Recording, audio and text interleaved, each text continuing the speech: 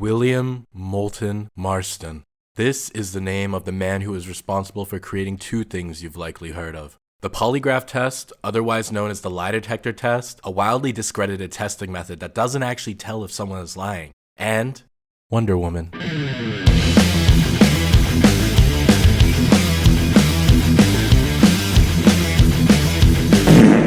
Debuting in All-Star Comics number 8, she would become a heavy hitter of the comic book world, eventually becoming part of DC's Trinity, the Father, the Son, and the Holy Wonder Woman. One of the few females to get a solo film adaptation, alongside one of the even more rare to get a sequel. It's shit. And a successful show. Every comic fan loves Linda Carter. The character has withstood nearly a century, with each day passing allowing her image to spread through more films and comics. Her message is compassion, justice, and equality. Yeah, you heard that right. Marston was a proud feminist figure before it was cool, and way before it was looked down upon by internet weirdos who make feminist-owned compilations, championing women's rights and equality, which is a good message, while also working in the field of psychology.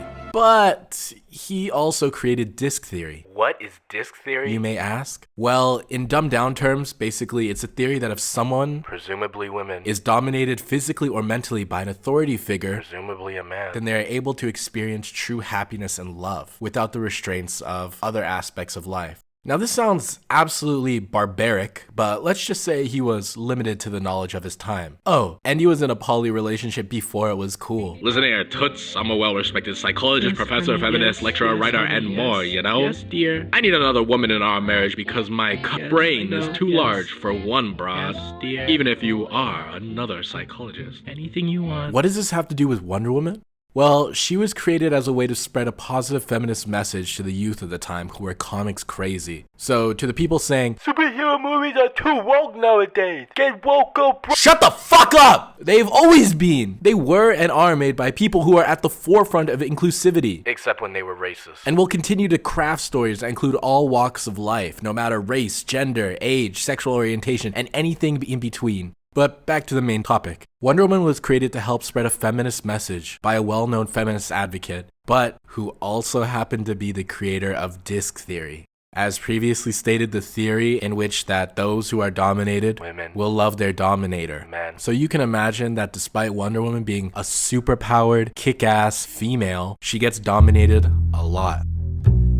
She does break out of the bondages, and good prevails each time, but We gotta sell comics here, so tie the bitch up, come on, yeah, bend her over, yeah. Yeah, boys, get a look at these gams. Wowza. Wonder Woman's comic covers were an exhibition of the character being overpowered and or tied up again and again and again and again and again. You get the idea. It wasn't every cover, of course, but the sheer amount is odd to say the least. And despite dying in 1947, Marston's great idea of putting Diana in a sexy pose while being tied up lived on.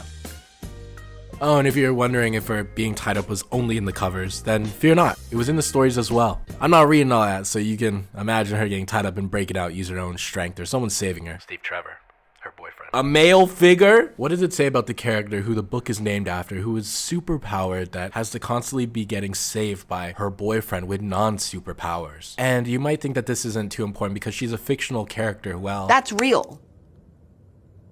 Even though she's fictional, it's real, and that's important to me. Now, there's definitely a case to be made that this might be detrimental to the character. However, assuming that a majority of comic readers at the time, and still to this day, are boys and men, as statistics say, this type of conditioning may have helped rocket Wonder Woman's popularity, appealing to sexual desires, which in turn spreads open wallets.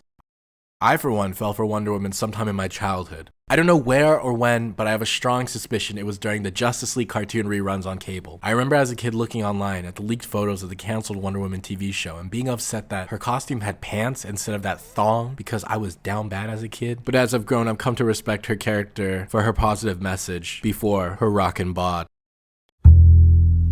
It's more so obvious these days with the internet that we can see clear-cut examples of anime waifu culture, with some men going to great lengths and spending fortunes on fictional characters they are in love with. Also, did you hear about that guy who married that Hatsune Miku hologram? Then the program he used was discontinued so he could no longer talk to his digital wife? Crazy shit. Do I personally think that there's someone out there this dedicated to Wonder Woman?